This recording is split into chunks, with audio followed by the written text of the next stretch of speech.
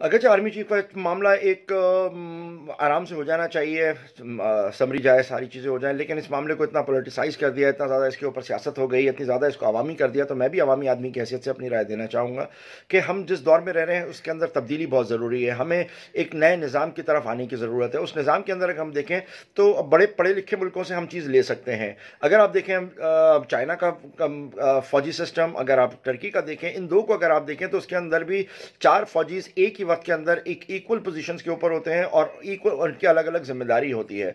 इन हालात के अंदर अगर हम पाकिस्तान को भी इसी तरीके से तकसीम करें, पाकिस्तान के बजाय 4 जनरल्स जो अपनी पूरी ज़िंदगी फ़ौज के लिए लगा देते हैं, उसके अंदर से भी पिक एंड चूज़ किया जाए तो वो ज़्यादती है।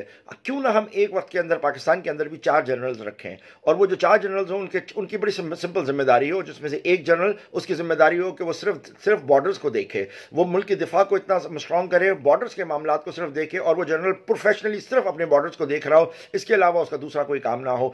इसके अलावा जो दूसरा जनरल हो हमारे पास, सेम रैंक, सेम चीज़, सेम ओहदा, उसके पास जो पोजीशन हो वो सिर्फ एडमिनिस्ट्रेशन की हो। एडमिनिस्ट्रेटिव मामला, जो मिलिट्री के एडमिनिस्ट्रेटिव मामला है, वो सिर्फ उनको देखें।